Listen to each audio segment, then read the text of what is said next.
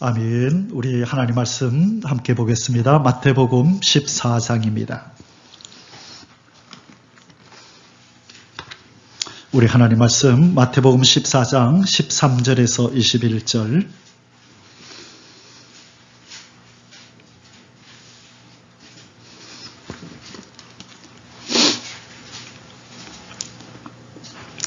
마태복음 14장 13절에서 21절 우리 1절씩 교독합니다. 제가 먼저 봉독하겠습니다.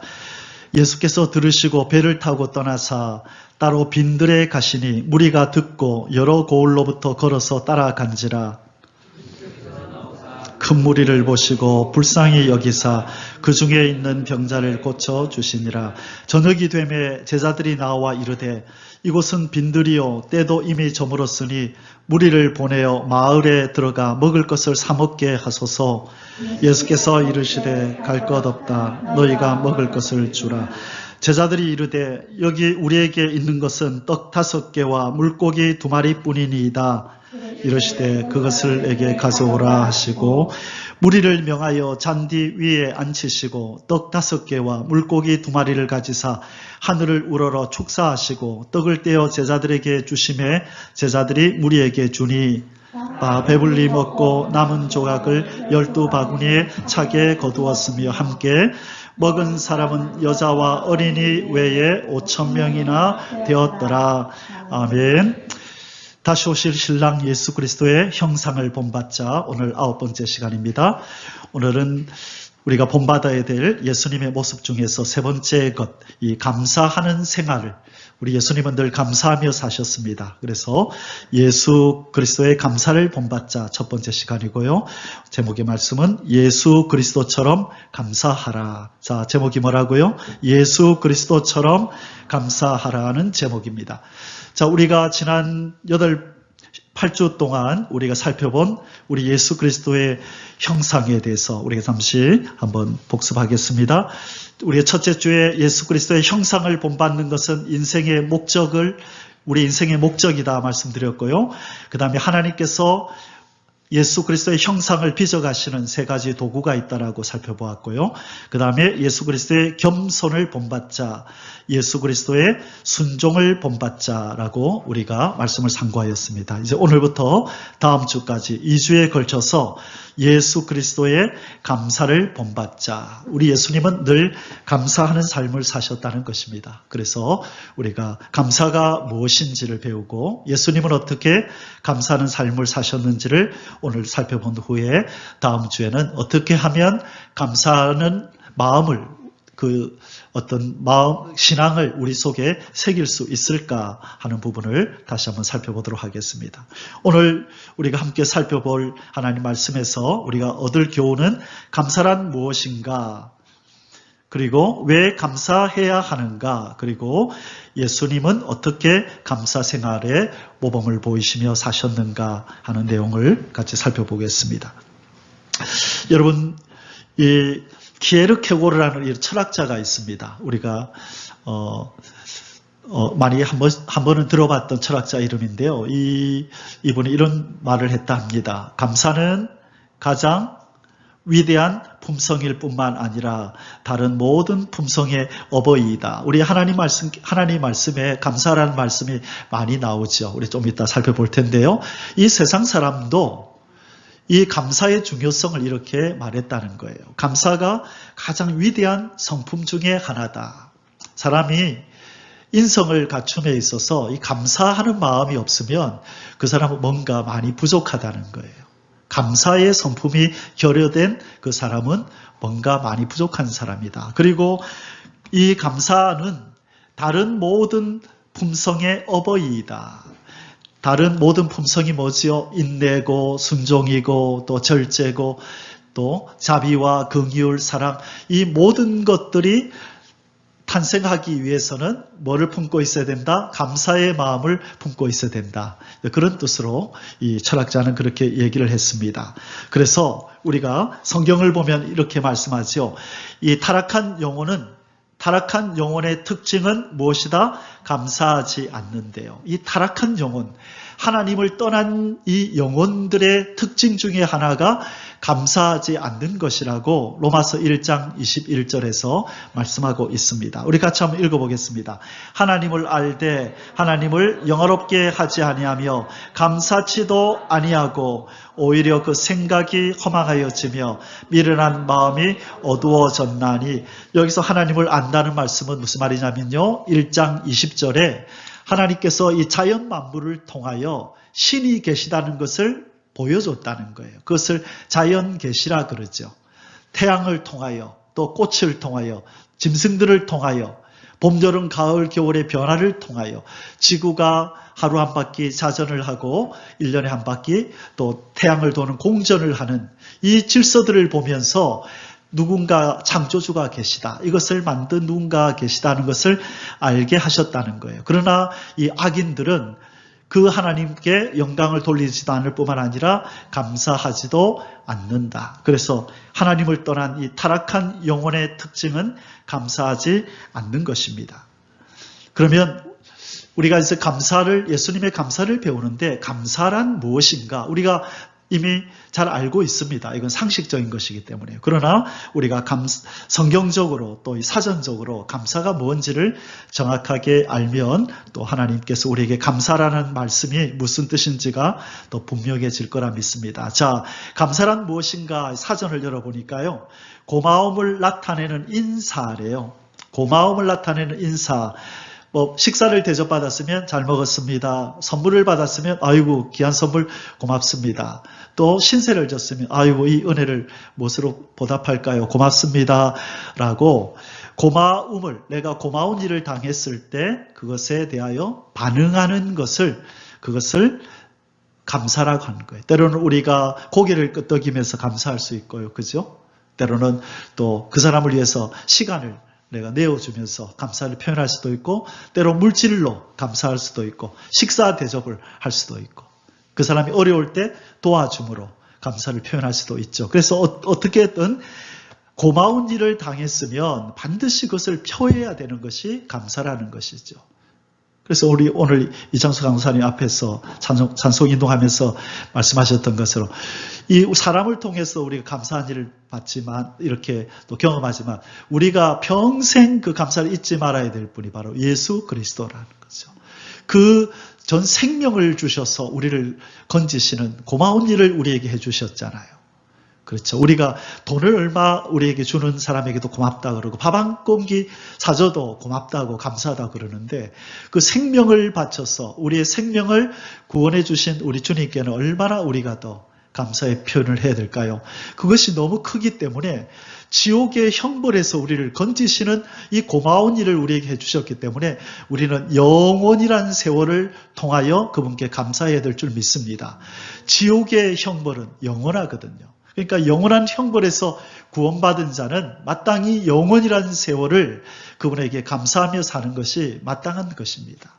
그래서 그 감사의 훈련을 이 땅에서부터 하지 않으면 하나님의 나라에 가서 그분 앞에서 늘 감사하는 삶이 그게 어색해집니다.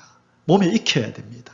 그래서 하나님이 우리를 구원한 후에 바로 천국으로 데려가지 않고 이 지구 땅에 남겨둔 이유는 이런 것들을 배우고 오라는 거예요. 예배하는 것을 배우고 찬양하는 것을 배우고 감사하는 삶을, 그것을 몸에 익혀서 그곳에 오라는 거예요. 그리고 하나님이 누군지를 경험하라는 거예요. 얼마나 사랑이 많으신지, 자비로운지, 우리를 보호하시는지를 많이 경험하면 많이 경험할수록 감사가 넘치고, 그죠? 그분의 더 사랑해드리고 싶은 마음이 뜨겁게 일어나잖아요. 그래, 그 마음을 가지고 천국에 오라. 하나님은 그렇게 우리에게 요구하시기 때문에 바로 데려가지 않고 이 땅에 이렇게 두신 것입니다. 자, 이 히브리어 헬라어에서는 이 감사를 뭐라고 얘기하냐면요. 먼저 구약 히브리어에서는요, 이 명사로 토다라 그러고, 이 야다라는 이 동사에서 이 명사, 이 감사라는 말이 나왔는데요. 손을 사용하다라는 뜻이에요. 특이하죠. 구약에 이 감사가 뭐냐? 손을 하다가 이게 감사래요. 그러니까 이건 뭘 의미할까요? 행동으로 표현하라 이 말이에요. 이스라엘의 말의 특징은 행동을 수발한다는 거예요. 그래서 우리가 비근한 예로 묵상해라 이러면, 우리 한국말의 묵상이라는 말은 입을 다물고 침묵하면서 가만히 생각하는 게 묵상이잖아요. 그런데 이스라엘 말에 묵상하라는 말은 뭐냐면 중얼중얼 하라는 게 그게 묵상이에요. 그래서 여호와는 나의 목자시니 내가 부족함이 없으리로다. 이렇게 하는 게 묵상이라는 거예요. 근데 우리는 침묵하면서 가만히 생각하는 걸 묵상이라고 하죠. 이처럼 이스라엘의 말은 행동을 수반해요. 그래서 이 구약의 감사, 이 토다, 이것은 이 동사 야다에서 나왔는데요. 이것은 손을 사용해라, 손을 사용하다라는 거예요. 그래서 행함이 따르는 감사의 표현을 하라는 거예요. 이제 뒤에 그 구절들이 나옵니다. 그 다음에 신약에서는 엑소몰로게오, 이 여러 가지 단어를 쓰는데요.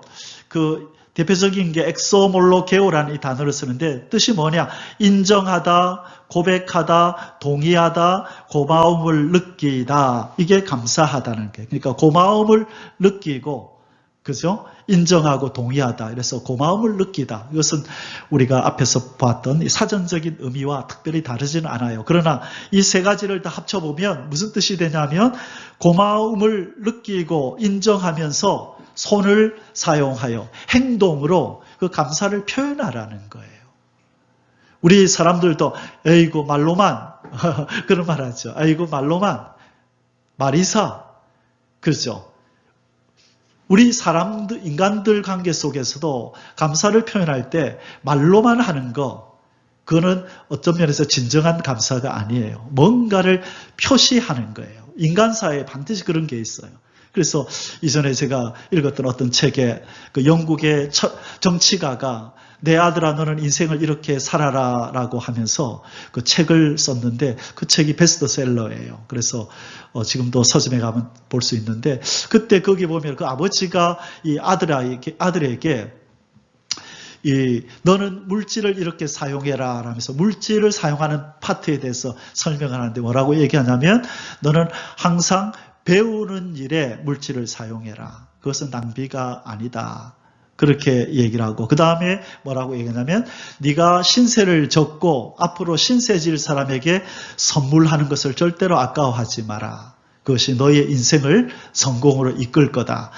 네가 신세를 지고 앞으로 신세를 질 사람에게 반드시 이 물질을 가지고 네가 선물을 해라. 그것이 무슨 책이라도 괜찮고 또 식사라도 괜찮고 뭔가 그에게 물질을 사용해서 선물을 하라라고 얘기합니다. 그래서 우리가 삶 속에서 그걸 경험하죠. 누군가가 선물을 줄 때 그죠? 참 고맙고 그 사람을 생각해서 더 좋은 것을 해주고 싶고 그렇잖아요. 그 마음이 하나님께도 동일하다는 거예요. 우리가 하나님 앞에 뭔가 감사의 제목을 우리가 받았으면 그 고마움을 느꼈으면 하나님 앞에 감사를 표현해야 된다는 거예요. 무엇으로? 손을 사용하여 행위로 행동을 가지고 표현해야 그게 진정한 감사다. 그래서 말로만 이것은 하나님께도 통하지 않아요. 그래서 진정한 감사의 사람은 우리가 삶으로, 행동으로, 시간으로, 물질로, 우리의 힘으로 뭔가를 표현을 해야 그것이 감사의 사람이 된다는 것을 기억하시길 바랍니다. 자, 그러면 감사가 무엇인가? 첫째로 받은 것을 받았다고 고백하는 것이 감사입니다. 받은 것을 받았다고 고백하는 그 표현, 그것이 감사라는 것입니다. 그 대표적인 그 예가 어디 나오냐면 누가복음 17장에 보면 이 문둥병자 10명이 예수님이 지나간다는 말씀을 듣고 그 굴에서 나왔어요. 여러분 우리 잘 알죠? 그 배너라는 영화를 보면 그 나한 자, 그죠? 한센시 병이라 그랬죠. 그 병이 든 사람은 고울에 같이 못 살아요. 격리돼야 됩니다. 어디에? 보통 저 굴 속에, 그죠? 사람이 눈에 안 띄는 곳에 자기들끼리 어울려 살죠. 그런데 그들의 소원이 뭘까요? 어서 속히 나아서 정상적으로 사회생활을 하는 것, 그것 아니겠습니까? 그런데 소문이 난 겁니다. 신유의 은사를 행하시는, 죽은 자도 살리시는 예수님이 그 마을을 지나간다는 소리를 듣고 이 나은 자들이 10명이 우르르 나와가지고 예수님이 지나가시는데 큰 소리로 막 외치는 거예요. 그때 건강한 사람들이 보지 않았겠어요? 저리 가라, 더럽다라고 외쳐도 이 사람들이 한결같이 외치면서 예수님에게 도움을 청하는 장면입니다. 자, 누가복음 17장 11절입니다. 예수께서 예루살렘으로 가실 때에 사마리아와 갈릴리 사이로 지나가시다가 한 촌에 들어가시니 문둥병자 10명이 예수를 만나 멀리 서서, 보세요, 가까이 못 오죠? 왜? 가까운 데는 건강한 사람들이 있으니까 멀리 서서 소리를 칩니다. 뭐라고 소리를 치나요? 소리를 높여 가로되 예수 선생님이여 우리를 긍휼히 여기소서 하거늘 보시고 가라사대, 우리 예수님이 보시고 가라사대 가서 제사장들에게 너희 몸을 보이라 하셨더니 저희가 가다가 깨끗함을 받은지라. 자, 그 나은 자가 나음을 입었다라고 확증을 받으려면 제사장에게 보여야 돼요. 제사장님, 제가 다 나았어요.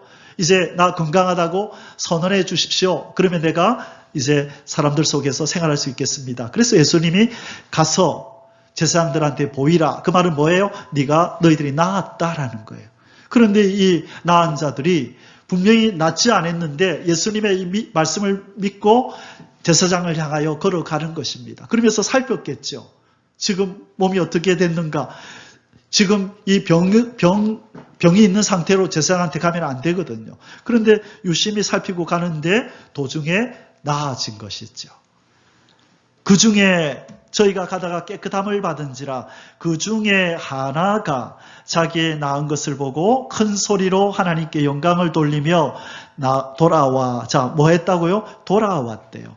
큰 소리로 하나님 앞에 영광을 하나님 감사합니다. 내가 나았습니다. 하고 제사장한테로 가지 않고 뒤로 돌아서 예수님께로 돌아오는 거예요. 예수의 발 앞에 엎드려 사례하니, 이때 사례가 감사하니예요. 감사하니 저는 사마리아인이라. 이스라엘 백성들이 천하게 여기는 그 사마리아 사람이었다는 거예요. 예수께서 대답하여 가라사대 10사람이 다 깨끗함을 받지 아니하였느냐? 그 9은 어디 있느냐라고 묻습니다. 그 9은 왜 감사로 안 오니? 라고 묻습니다. 왜 10명이 나왔는데 1명 너만 왔니? 라고 묻는다는 거예요.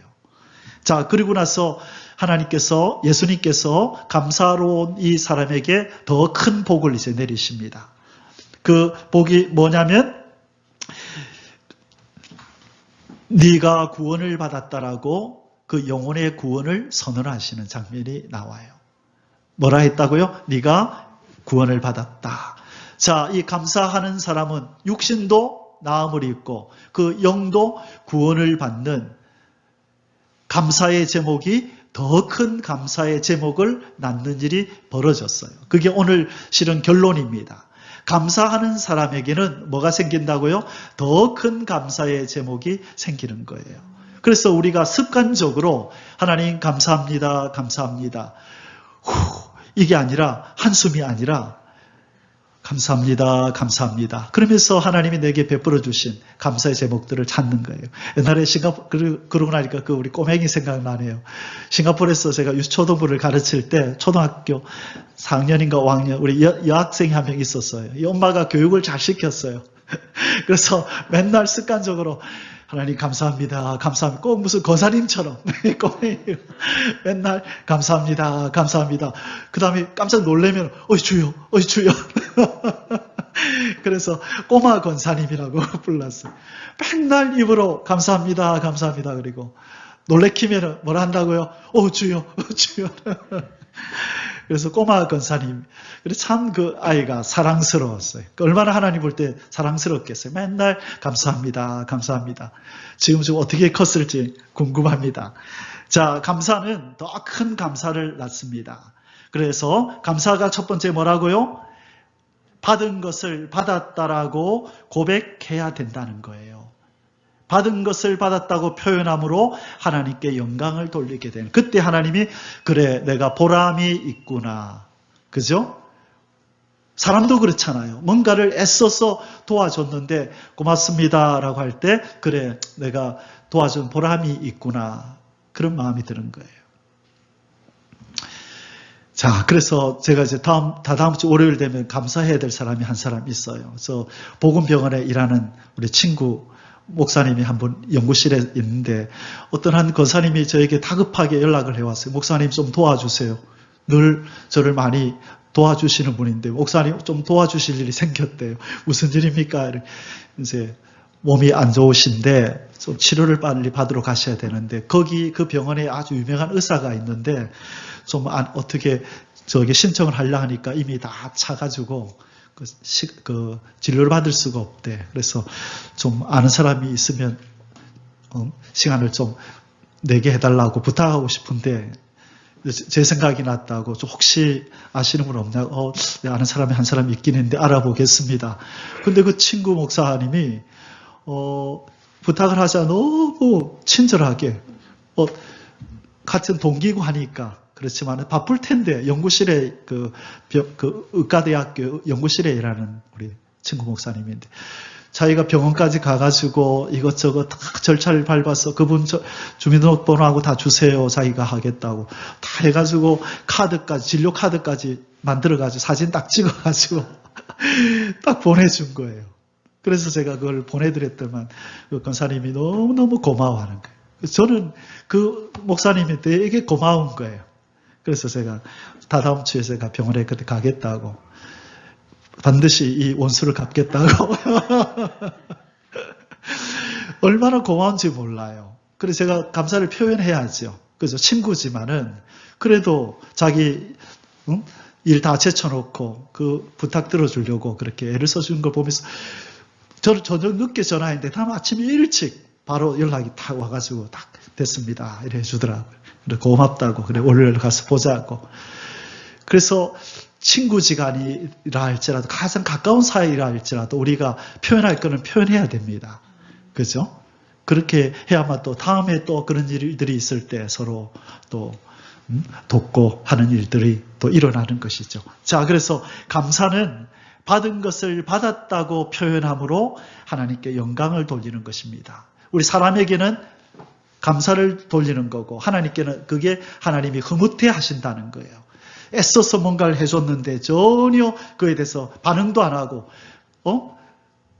입을 싹 닦아버리고 뭐 당연한 거 받은 듯이 그렇게 하면 괘씸합니다. 그죠? 그러면서 말은 안 해도 내가 다시는 그렇게 안 하리라, 그런 마음이 드는 것입니다. 자, 예수님은 감사하며 하나님께 영광을 돌린 사마리아인을 더욱 축복하십니다. 아까 우리 읽었던 그 구절의 다음 구절이네요. 이 이방인 외에는, 자, 예수님이 이 이방인 외에는, 아까 그 나은 자가 어느 지방 사람이라 그랬어요? 사마리아. 이스라엘 사람들이 멸시하고 천대하는 그 사마리아인은 와서 감사하는데, 그 중에 많은 이들이 아마 남유다 이스라엘 사람들이었나 봐요. 그런데 예수님이 이렇게 묻잖아요. 이 이방인 외에는 하나님께 영광을 돌리러 돌아온 자가 없느냐? 그에게 이르되 일어나 가라, 내 믿음이 너를 구원하였느니라 하시더라.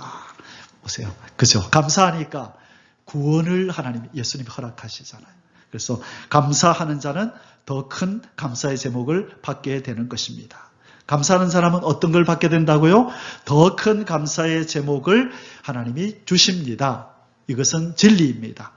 하나님께도 진리지만 인간들 가운데서도 진리입니다. 받은 것을 받았다고 감사할 때 또 더 좋은 것으로 또 받게 되고 하는 일이 일어난다는 것입니다. 두 번째로 감사가 무엇입니까? 두 번째로 장차 받을 것을 이미 받은 것처럼 믿음으로 표현하는 게 감사입니다. 아까 첫 번째 거는 받은 것을 받았다고 인정하는 것인데요. 두 번째는 장차 받을 것을 이미 받은 것처럼 믿음으로 표현하는 것.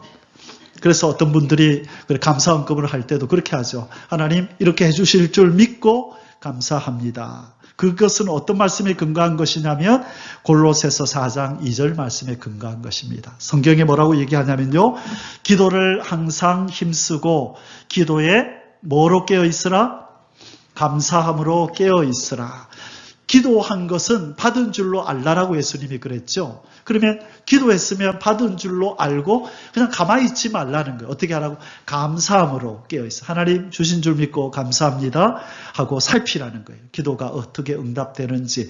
그러면 하나님이 보시고 그렇게 기도하고 감사함으로 받았다고 저렇게 기뻐하면서 기다리고 있는데 하나님이 주실까요? 안 주실까요? 주시죠. 이미 받았다라고 선포하면서 감사한 마음을 가지고 이렇게 있는데 어떻게 없던 일로 안 들은 것처럼 그럴 수 있냔 말이죠. 인간도 그렇게 못해요. 뭐를 부탁했을 때, 그렇게 내가 해줄게 했을 때 그 사람이, 아이고, 이제 좀 살았네. 아이고, 고맙습니다. 아직 내가 일도 안 해줬는데, 꼭 이미 일이 이루어진 것처럼, 아이고, 목사님 고맙습니다 하고, 막 고마워하고 감사하면 제가 없던 일로 할 수 있을까요? 이미 감사를 받았는데, 안 되죠. 그래서 하나님도 똑같다는 거예요. 우리가 기도로 구했으면 감사함으로 깨어있으라는 거예요. 하나님 주신 줄 알고 감사합니다. 감사합니다. 그럴 때 하나님께서 우리의 기도를 반드시 응답하신다는 뜻입니다.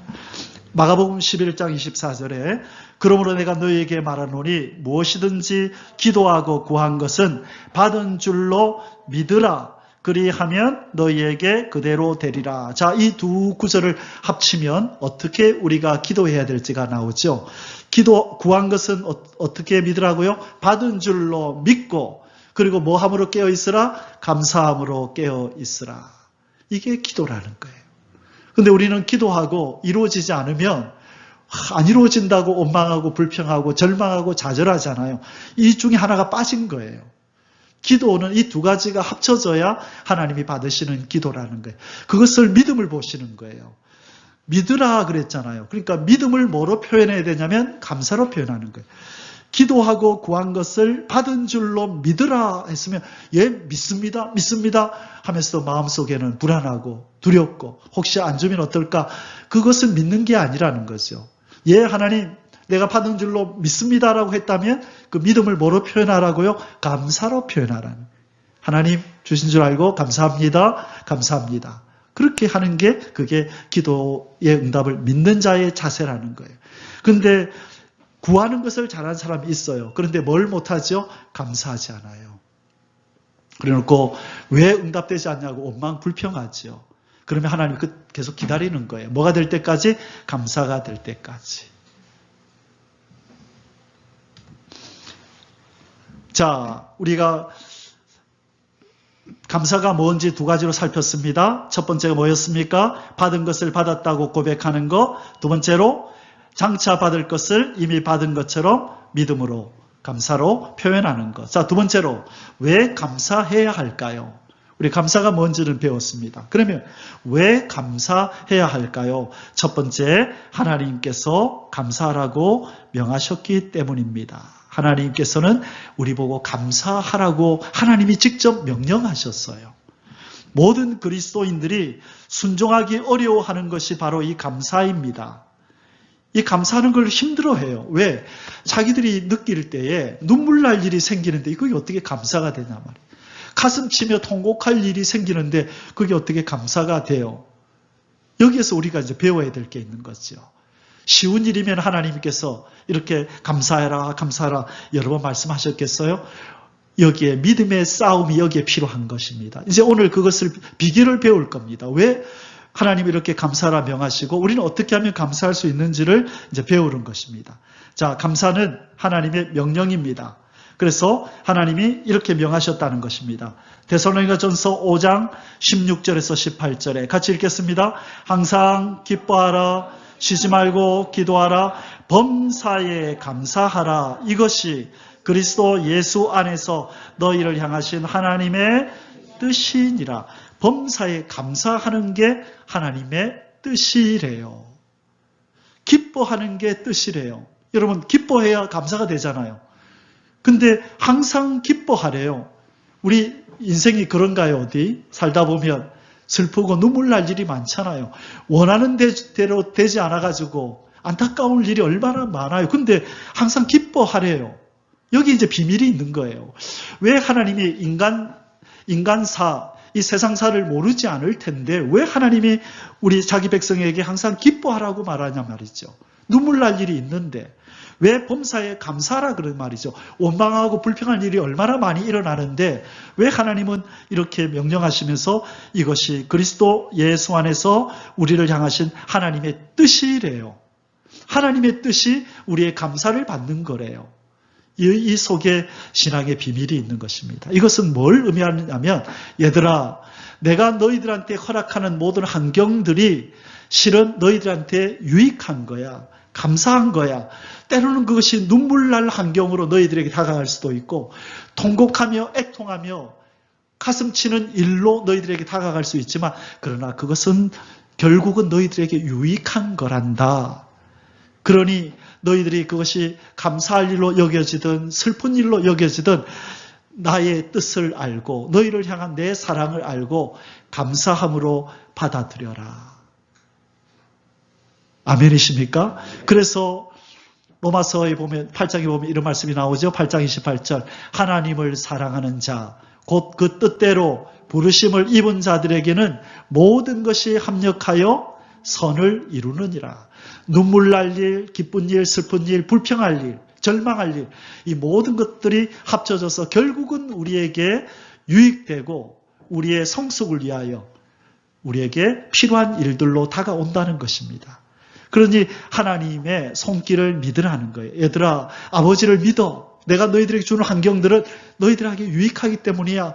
어떤 아이가 병이 들어서 몸이 아파요. 그런데 한약재를 지어왔는데 이걸 먹으면 낫는다고 줬는데 이 아이가 맛있는 건 줄 알고 먹었는데 써요. 그리고 이런 거 준다고 엄마한테 소리치면 안 되죠. 안 되죠. 그죠? 쓰지만은 엄마 말을 믿어야죠. 얘야 쓰지만 이게 너한테 도움이 된단다. 먹으라 하면 그렇지. 우리 엄마가 이때까지 절대로 나한테 나쁜 것 안 주고 나를 나쁘게 안 했는데 나를 사랑하는데 이 쓴물을 줄 때는 뭔가 이유가 있겠지. 먹어두자 하면 인상 쓰고라도 먹어둬야 되는 거예요. 절대로 엄마가 그 자식을 미워해서 쓴물을 먹이는 게 아니라는 거죠. 그래서 우리가 항상 기뻐하고 범사에 감사하기 위해서는 하나님이 얼마나 우리를 사랑하는지를 그 사랑을 깊이 알 때에 그분이 주시는 모든 환경에 감사가 되고 거기에 기뻐할 수 있는 것입니다. 그래서 내가 뭔가 내 삶 속에서 원망이 있고 불평이 있고 나온다는 것은 뭐냐면 아직도 하나님의 사랑을 온전히 믿지 못한다는 것이에요. 관계에 문제가 있는 거예요. 신앙은 지식이 아니라 관계예요. 여러분 우리가 늘 강조한 게 뭐예요? 하나님의 말씀을 머리로 아는 것은 금방 돼요. 한 시간에 얼마나 많은 양을 배우는데요. 그런데 그것이 신앙이 돼서 가슴으로 내려오는 데는 시간이 많이 걸리죠. 어떻게 하면 빨리 내려오는지 아세요? 어떻게 하면 우리의 지식이 가슴으로 빨리 내려올까요? 어떻게 그게 신앙이 될까요? 신앙 지식이 신앙이 되고 우리의 심장으로 내려오기 위해서는 관계가 이루어져야 돼요. 여러분, 어떤 사나운 개를 구조했어요. 구조대원이 사나운 개를 잡아가지고 이렇게 데려왔는데 병원에 데려가서 치료를 시키고 이제 입양할 사람을 찾습니다. 근데 이 개가 사람을 두려워해가지고 사람을 옆에 안 둘라 그래요. 그때 새로 입양한 사람이 그 개와 가까워지는 방법이 뭔지 아십니까? 막 먹이 주려고 가까이 가면 안 돼요. 어떻게 해야 되는 줄 아십니까? 얼굴 안 쳐다보고 그냥 등을 딱 돌린 채로 멀리 떨어져서 이렇게 앉아 있습니다. 그리고 조금 시간이 지나면 조금 한 발자국 더 가서 또 앉아 있어요. 그리고 조금씩 가까이 다가갑니다. 얼굴 안 보고 가요. 그냥 존재만 나타내요. 그래서 이 개가 이 사람이 내 옆에 있어도 나에게 해롭지 않네. 이 사람은 해로운 사람이 아니네. 라는 걸 느낄 수 있도록 관계가 점점 깊어지도록 그 사람은 지혜롭게 그렇게 접근해 갑니다. 이렇게 접근해 갑니다. 그러다가 이제 얼굴을 봐도 이 사람은 해로운 사람이 아니니까 얼굴 쳐다보는 거 허락하고 손이 다가와도 이제는 허락하는 거예요. 그래서 관계가 이루어지는 거예요. 그래서 이제는 마음이 주고받아지는 관계가 되는 거예요. 어디서부터 시작한다고요? 내 존재를 그 존재에 가까이 두는 거예요. 처음에. 서로 대화를 안 나눠도 괜찮아요. 그래서 제가 늘 강조하는 게 뭐냐면 하나님 불러도 대답 안 하신다고요. 하나님이 얼굴 안 보이신다고요. 그러나 우리는 어떻게 해야 그분하고 가까워지냐면 다른 사람들과의 관계를 잠시 내려놓고 바쁜 일 내려놓고 하나님 사랑합니다. 하나님 만나러 왔어요. 라고 그 자리에 내 존재를 하나님 얼굴 앞에 내어드려야 된다니까요. 오늘도 내어드리고 내일도 내어드리고 한 달 내어드리고 1년 내어드리고 2년 내어드리고 그러면 점점 가까워져서 어느 날 하나님의 얼굴이 보이는 듯한 친밀함이 다가온다고요. 하나님 부르면 왜 아들아 라고 말씀하시는 것 같은 성령의 음성이 들려온다고요. 눈물로 하나님 아버지 부르는데 꼭 알아주시는 것 같은 따스함이 느껴진다니까요. 그것을 우리는 신앙이라고 하는 거예요. 성경으로 우리가 많이 배우죠. 그러나 그 시간들이 없으면 절대로 그분하고 가까워질 수가 없어요. 책을 통해서, 지식을 통해서는 그분하고 가까워질 수가 없어요. 그것은 우리의 존재를 그분 앞에 드림으로 점점 가까이 가서 한 달 가까이 가고 1년 가까이 가고 2년, 10년이 지나고 세월이 지날수록 그분과의 존재가 가까워지는 거예요. 그래서 그분이 내 안에 거하시고 내가 그분 안에 거하는 친밀함이 이루어지는 거죠. 그때 우리가 고람되어 하나님이 내가 하나님 앞에 있다라는 의식이 꽉 박혀서 이제 무엇을 하든지 어느 곳에 가든지 하나님이 내 옆에 계시다는 것이 의식이 돼서 많은 사람들 가운데 있으면서도 하나님이 느껴지는 거예요. 하나님이 지금 날 보고 계신다. 내 옆에 계신다. 그래서 두려워하지 않게 되고 어려운 일을 당하더라도 하나님이 내 편이시고 내 옆에 계신데 나를 품고 계신데 내가 뭘 두려워해. 하나님 나를 사랑하신다. 나를 함께 하신다. 임마누엘이 믿어지는 것입니다. 그럴 때 우리는 범사에 감사가 이루어지는 겁니다. 감사는 존재가 가까워질 때 감사가 되고 기뻐하게 되는 것입니다. 그래서 우리가 하나님께서 범사에 감사라는 이 말씀에 순종하기 위해서는 우리의 존재를 그분 가까이에 두는 훈련을 매일매일 해야 됩니다. 단시간에 이건 안 됩니다. 지식은 한 1, 2년 바짝 집중해서 공부하면 지식은 다 익힐 수 있지만 성경 공부는 금방 돼요. 한 1, 2년만 바짝 공부하면 성경 달달달 우리가 공부할 수 있어요. 그러나 그 성경의 주인이신 예수 그리스도와의 관계는 속성 단계가 없어요. 그분은 진득하게 오래 함께 있는 시간이 그 관계를 깊게 만든다는 것입니다. 그래서 우리는 뭐든 이 하나님과의 관계를 속성으로 하려고 그러면 안 돼요.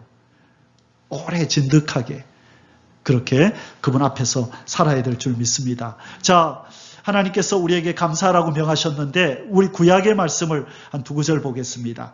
구약에 보면 이런 말씀이 있습니다. 출애굽기 23장 15절 너는 무교병의 절기를 지키라. 내가 너에게 명한 대로 아빕월에 정한 때에 7일 동안 무교병을 먹을지니 이것은 아빕월이라고 하는 것은 출애굽할 때 그때가 아빕월이었고요. 그때부터 7일 동안 무교절이라고 합니다. 이는 그 달에 네가 애굽에서 나왔음이니라. 자, 그리고 뭐라 그래요? 뭐라고 합니까? 읽어볼까요? 빈손으로 내게 보이지 말지니라. 무교절을 지킬 때에 빈손으로 내게 나오지 마라. 내가 너를 애굽에서 건졌다. 감사의 예물을 가지고 감사를 표현해라. 그래서 아까 구약 히브리어에 감사의 뜻이 뭐다고요? 야다. 뭐였어요? 손을 사용하라 그 말이죠. 행동으로 옮겨라 그 말이라고요. 그래서 우리가 하나님 앞에 감사를 표현할 때 빈손으로 나오지 말래요. 농사를 해서 곡식을 가져오든지 목축을 해서 짐승을 가져오든지 열심히 일을 해서 헌물을 가져오든지 뭔가 하나님 앞에 감사를 표현하는 삶을 살라라고 얘기하는 거예요. 말로만 하는 그것은 감사가 아니라는 것입니다. 출애굽기 34장 20절에도요. 나귀의 첫 새끼는 어린 양으로 대속할 것이요 그렇게 아니하려면 그 목을 꺾을 것이며 내 아들 중 장자는 다 대속할지며 빈손으로 내 얼굴을 보지 말지니라. 하나님께서 빈손으로 오지 말라라고 감사를 명령하시는 거예요. 자, 두 번째로 왜 감사해야 합니까? 감사하는 영혼은 하나님을 영화롭게 하기 때문입니다.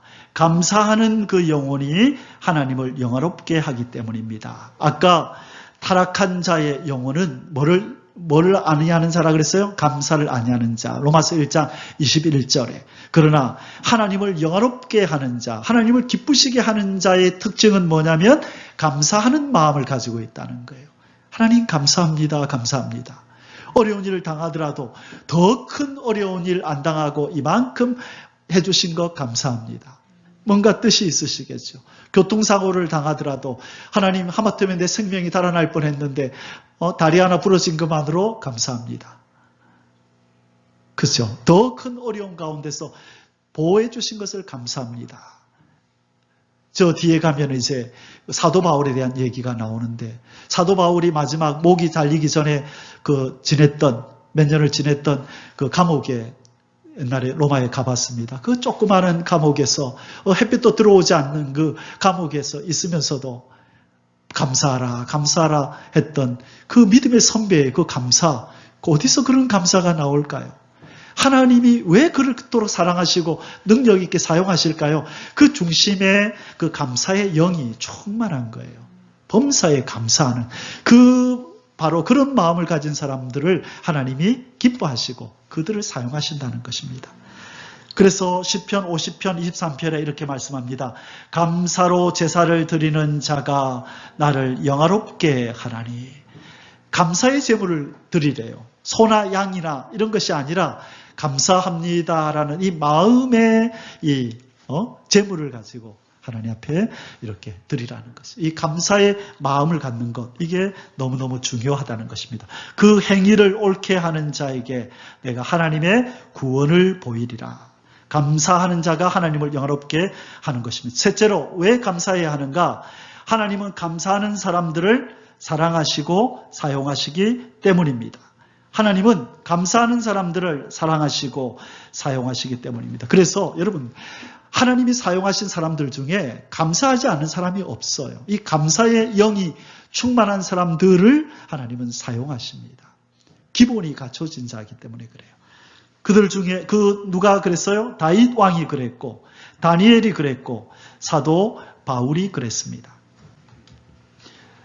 다윗 왕의 이 고백을 한번 보십시오. 시편 103편 2절에서 5절에 보면 내 영혼아 여호와를 송축하며 그 모든 은택을 잊지 말지어다. 내 영혼아 여호와를 송축하며 그분이 베푼 모든 은혜를 잊지 말지어다. 감사의 마음을 놓치지 말아라. 내 영혼아 너는 늘 하나님 앞에 감사해라. 왜 그분에게 감사해야 된다고요? 그 하나님이 너의 모든 죄악을 사하시며 내 모든 병을 고치시며 내 생명을 파멸에서 구속하시고 인자와 긍휼로 관을 씌우시며 좋은 것으로 내 소원을 만족해 하사 내 청춘으로 독수리같이 새롭게 하시는도다. 내 영혼아 이 모든 은혜를 너는 잊지 말라. 내 영혼아 너를 지옥의 형벌에서 건지신 그 영원한 사랑과 은혜를 너는 잊지 말지어다. 우리는 평생 이 감사를 가지고 살아야 된다는 것입니다. 이 감사를 하고 살아도 우리 이 한평생은 짧은데 우리는 뭔가 가지지 못한 것 때문에 원망하고 불평하고 우리가 원치 아니하는 어떤 일들이 일어난다고 원망하고 불평하는 것으로 이 감사의 시간들을 갉아먹는 것입니다. 믿음의 선배 이 다윗 왕은 범사에 감사하면서 그렇게 살았다는 것입니다. 다니엘은 어땠습니까? 우리 믿음의 선배 다니엘은 다른 신에게 기도하면 사자굴 속에 들어가서 죽는다는 이 어인이 찍힌 것을 알고도 다니엘이 이 조서에 어인이 찍힌 것을 알고도 자기 집에 돌아가서는 그 방에 예루살렘으로 향하여 열린 창에서 전에 행하던 대로 하루 3번씩 무릎을 꿇고 기도하며 그 하나님께 뭐 하였더라? 감사하였더라. 하나님 왜 이런 시련을 주십니까?가 아니에요. 왜 이렇게 사자굴 속에 들어가도록 하나님 나에게 이런 환경을 주십니까?가 아니라 감사했대요. 오히려 진정한 믿음을 표현할 수 있는 기회가 왔네요. 그죠? 기도하지 마라 그러는데 아니 내가 하나님을 얼마나 사랑하는지 내가 하나님을 얼마나 만나기를 원하는지 보여줄 좋은 기회다. 오히려 그래 하면서 이 위협 앞에서도 하나님 앞에 예루살렘을 향하여 문을 열었습니다. 왜 예루살렘을 향한 문을 열었냐면 솔로몬이 성전을 봉헌할 때 그랬거든요. 하나님이여 우리가 죄를 범하여 저 이방 나라에 다 포로로 끌려가 있고 세계 곳곳으로 흩어져 있다 할지라도 이 성전을 향하여 기도하거든 하나님 그 기도를 들으시고 다시 우리를 돌려보내 주옵소서라고 솔로몬이 기도한 것 다니엘은 기억하고 있었던 것이에요. 이스라엘 사람들은 다 그걸 기억하고 있어요. 그래서 예루살렘을 향하여 문을 열고 기도하고 있는 것입니다. 감사하면서. 이게 감사할 상황입니까? 아니잖아요. 이제 이 기도를 끝으로 그는 사자굴 속에 들어가야 되는 일이 벌어지는데 감사한단 말이죠. 여러분 이 감사를 잊지 마시기 바랍니다. 사도 바울 보시겠습니다. 사도 바울은 어땠습니까? 자신의 연약함을 감사하고 자신이 당한 고난과 역경도 감사하고 범사에 감사하고 또 감사했던 이 사도 바울의 이 삶을 우리는 본받아야 합니다. 이런 사람을 하나님이 사용하신다고요. 감사. 오늘 읽었던 우리가 데살로니가전서 5장 16절 18절에서 범사에 감사하라. 이는 그리스도 예수 안에서 너희를 향하신 하나님의 뜻이니라. 이 비밀을 알았던 사도 바울은 감사하라는 겁니다. 그 다음에 중요한 게 뭐냐면 바로 이 부분입니다. 사도 바울은 얼마나 감사의 사람이었냐면 심지어 옥중에 있으면서도 감사를 명합니다. 여러분 사도 바울이 쓴 성경들 중에 요 4권을 옥중서신이라 그래요. 감옥에서 쓴 편지들입니다. 그게 뭐냐면 에베소서, 빌립보서, 골로새서, 빌레몬서 요 4 성경을 옥중서신이라고 불러요. 그러면 이 사도 바울이 감옥에서 편지를 쓰면서 자기 인생을 한탄하는 편지를 썼을까요? 인생들아 너희도 조심해라. 잘못하다가 내 꼴 난다. 예수님 전할 때 지혜롭게 전해라. 잘못하면 내 꼴 난다. 감옥에 온다. 괴로워 죽겠다. 빨리 여기 나가도록 기도해달라. 그랬을까요? 아니요. 사도 바울은 그렇지 않았어요. 뭐라고 하냐면 에베소서 5장 20절에 보면 이렇게 말씀합니다. 범사에 우리 주 예수 그리스도의 이름으로 항상 아버지 하나님께 감사하며. 이 에베소서, 이 옥중서신에서 그렇게 말한다고요. 두 번째, 빌립보서에서 1장 3절에서 내가 너희를 생각할 때마다 나의 하나님 앞에 감사하며. 자, 골로새서 1장 3절에서도 우리가 너희를 위하여 기도할 때마다 하나님 곧 우리 주 예수 그리스도의 아버지께 감사하노라. 그 다음에 빌레몬서 1장 4절에서도요. 내가 항상 내 하나님께 감사하고. 보세요. 옥중서신 내 편지에서 다 감사한다. 여러분 옥에 갇혀보셨나요?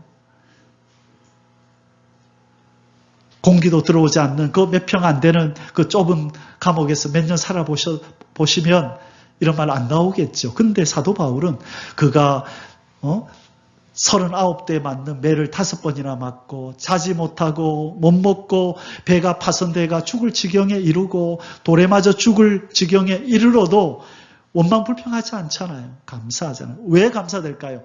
이 고난은 내가 주님을 위하여 당하는 고난이다. 그 영광을 얻기 위해서 내가 고난도 당해야 된다. 주님이 못다 받으신 그 고난 내 몸으로 내가 받을 수 있음에 감사하다. 예수님의 제자들은 그랬어요.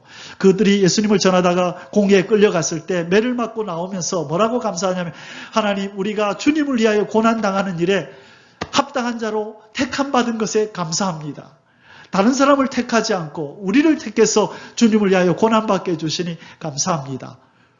감사의 수준이 다르다니까요. 뭔가 내 손에 들어오는 게 있어서 감사하는 게 아니라 매 맞고 고통당하는 것 때문에 감사했다는 거예요. 그게 하나님이 원하시는 수준의 감사인 거죠.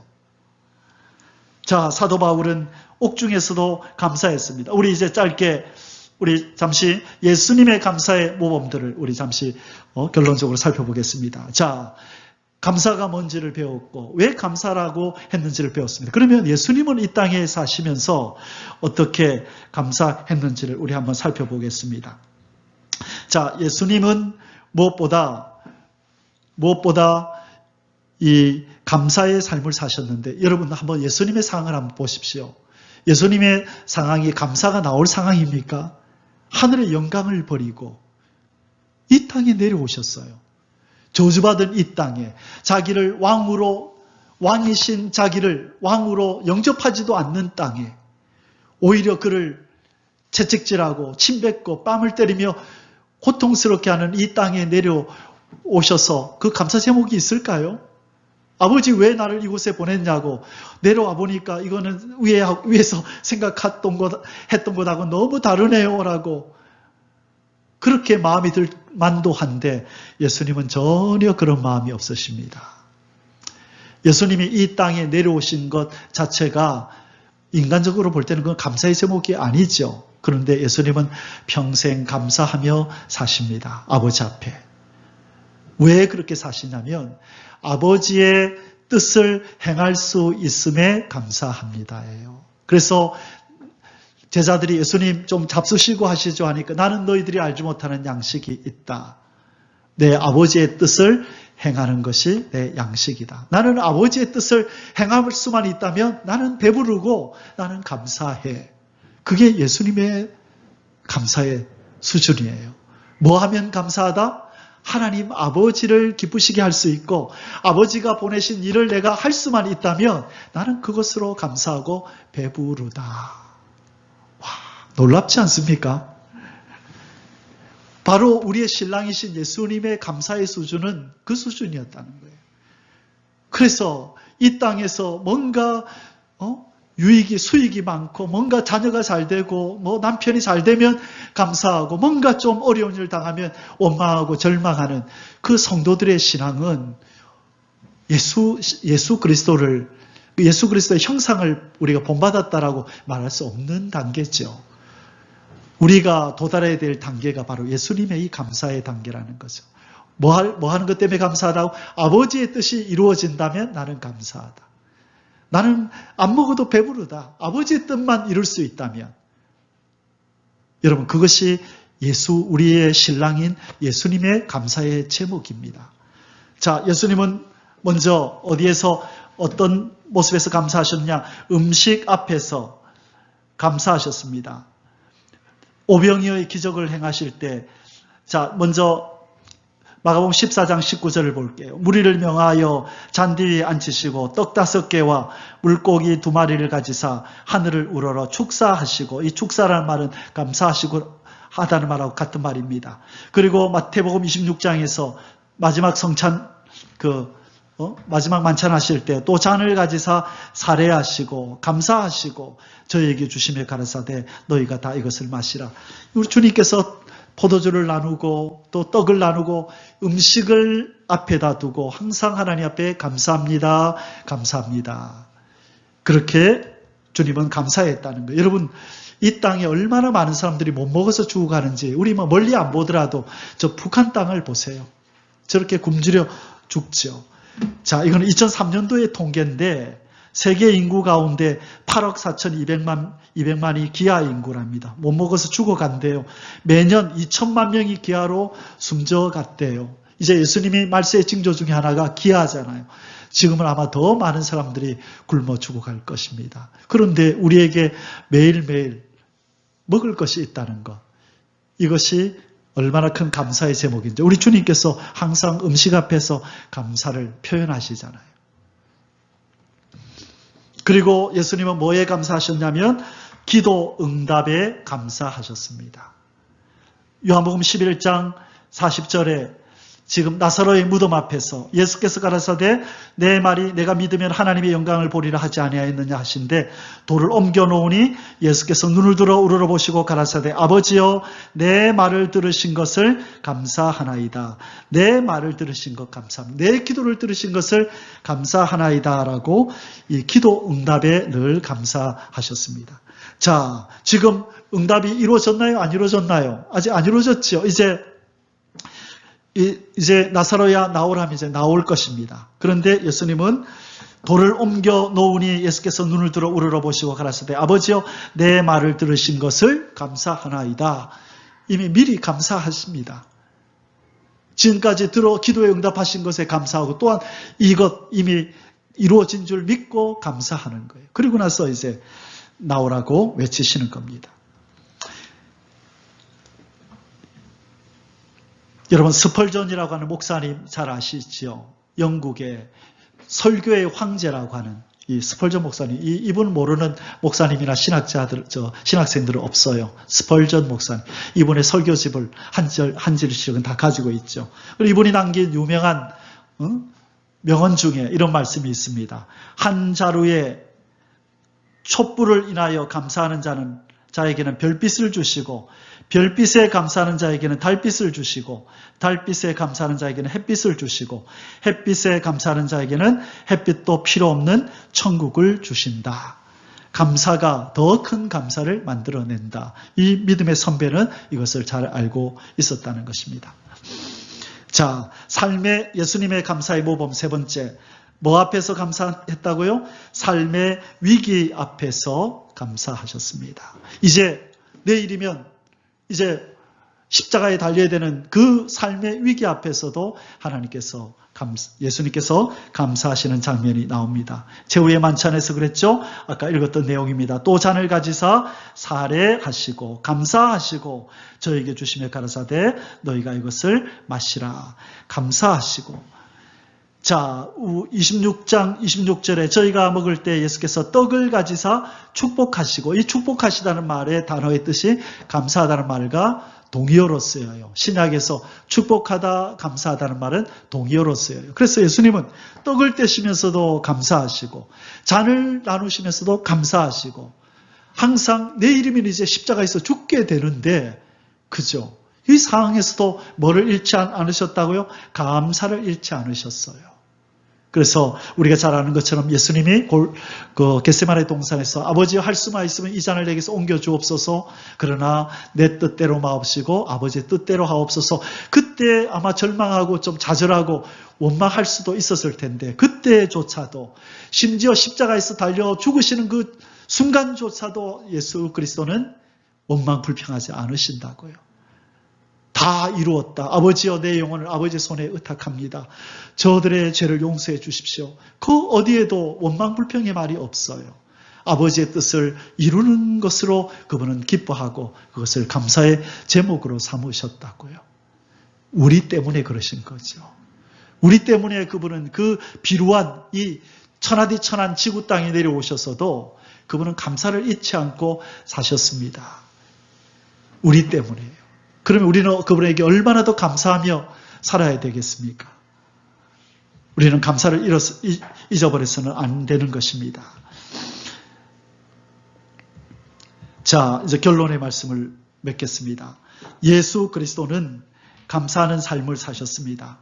만왕의 왕께서 이 비루한 이 땅에 사시면서도 이 감사를 잃지 않으셨다는 것입니다. 그런데 우리는 이 예수님 때문에 이 천하고 비천한 이 마귀의 자녀의 삶에서 우리는 옮겨졌죠. 이분의 이 비천한 삶을 사시는 예수님 때문에 우리는 존귀한 자의 자리에 이르는 것입니다.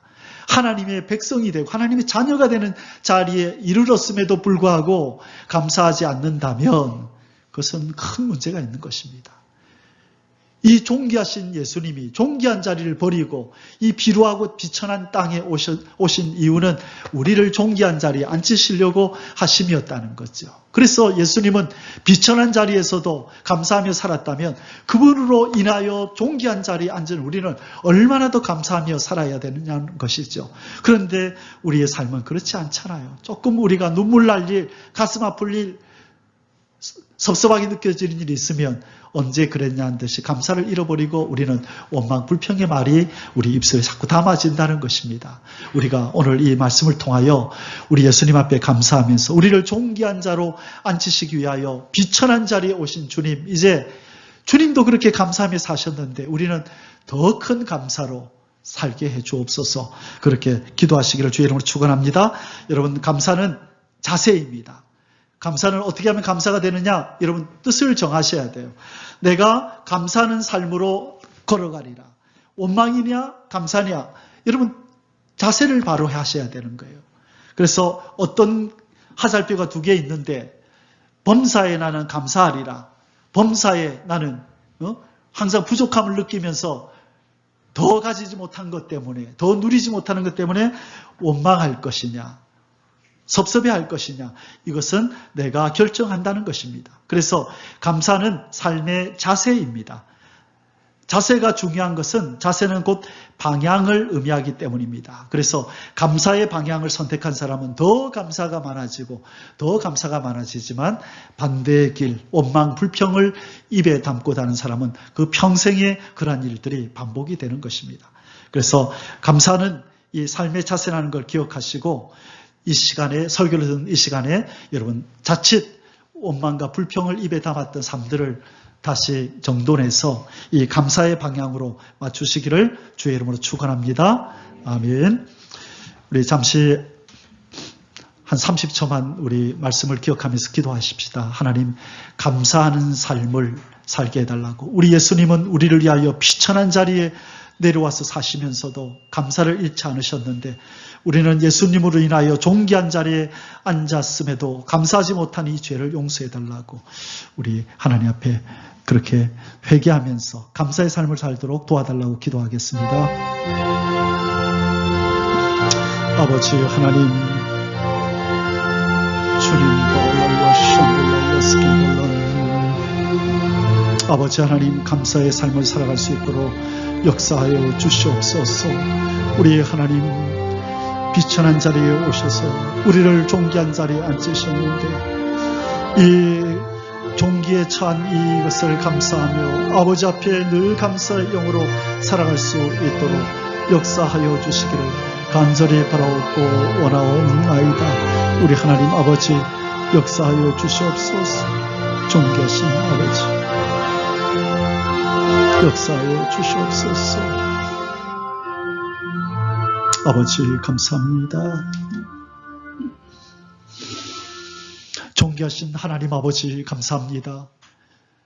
죄악을 범하여 비천한 자리에 처해 있던, 진노의 자리에 처해 있던 우리를 존귀한 자리로 이끄시고자 존귀하신 예수 그리스도를 이 땅에 보내셔서 고난과 질고와 고통과 사망을 겪게 하시고 우리를 존귀한 자리로 불러주신 은혜를 진실로 감사합니다. 감사하라 명하시는 아버지 앞에 감사를 잊지 않도록 도와주옵소서. 예배하는 이 시간에, 기도하는 이 시간에 감사의 영이 우리를 충만케 하옵소서. 머리부터 발끝까지 감사하는 영으로 가득하게 하여 주시옵소서. 어떤 상황 속에서도 감사를 잃지 않는 하늘의 사람 예수 그리스도의 신부가 되도록 은혜 베풀어 주시옵소서. 사랑하는 주 예수 그리스도의 존귀하신 이름으로 간절히 기도하옵나이다. 아멘. 찬송가 455장 찬송으로 하나님 앞에 영광 돌리겠습니다. 주님을 본받게 하옵소서.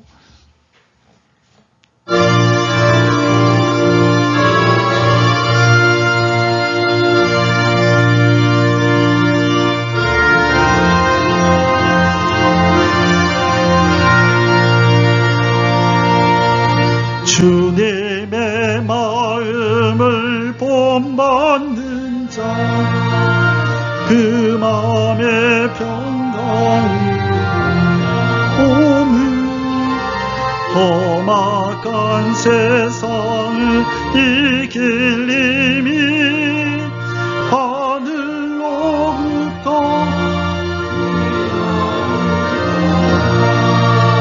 주님의 마음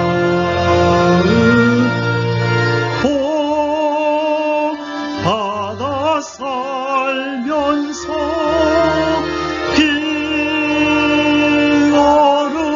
기어르가시 나도 이루리 주 모습 내 눈에 안 보이며 금성 내 귀에 안 들려도 내 영혼 날마다 주를 만나 신령한 말씀 늘 배우노다. 주님의 마음을 본받아 살면서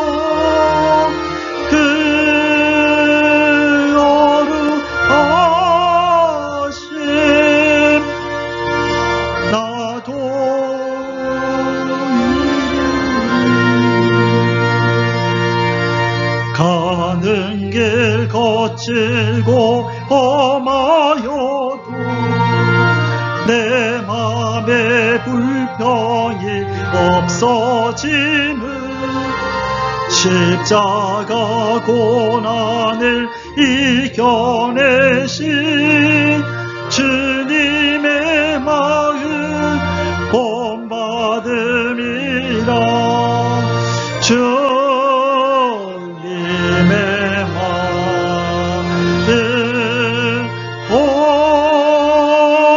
본받아 살면서 그 거룩하신 나도 이루리. 주 예수 세상에 다시 오신 그날의 무성도 변하여 주님의 빛나는 그 형상을 다 함께 보며 주 찬양하리. 주님의 마음 본받아 살면서